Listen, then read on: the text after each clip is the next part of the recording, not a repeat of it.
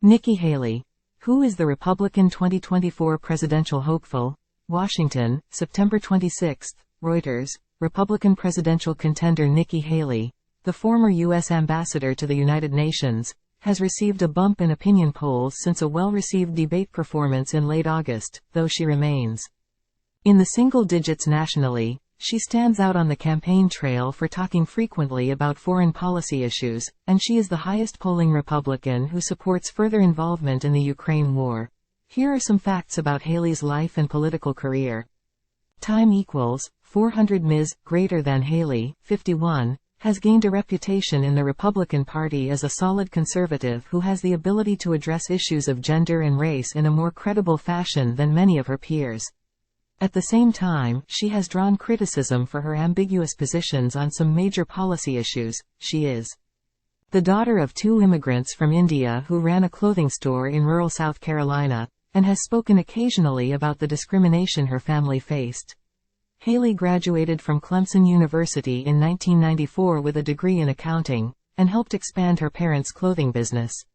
She took on leadership roles in several business organizations before winning a seat in the South Carolina state legislature in 2004. She is married and has two children. Elected governor of South Carolina in 2010, Haley became the first woman to hold that post in the Deep South state and the second person of Indian descent to serve as a state governor in the United States.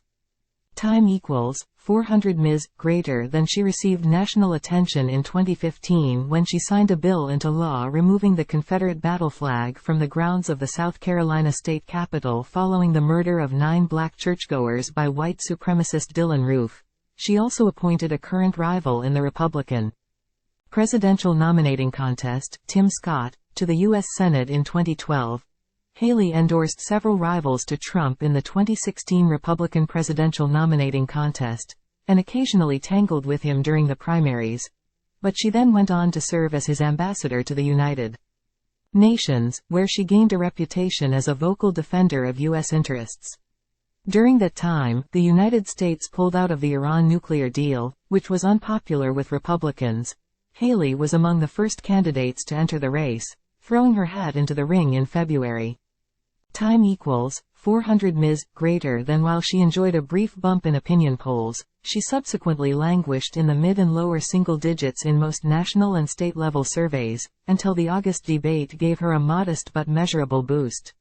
She still has just a fraction the support of Trump, but multiple polls show her in second place in New Hampshire and South Carolina, key states in the Republican nominating process. She will be hoping the second debate on Wednesday further raises her profile. She has tried to distinguish herself as the most capable contender on foreign policy.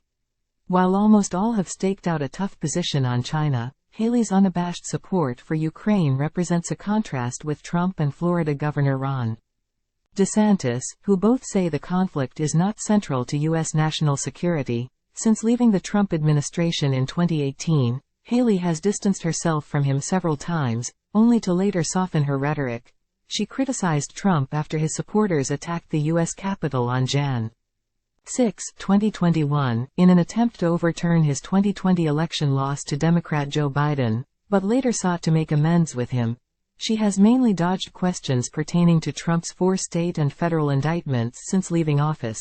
She did, however, criticize Trump after his indictment this summer for mishandling sensitive national security information, saying that if the information laid out in the indictment is true, it is incredibly dangerous to our national security.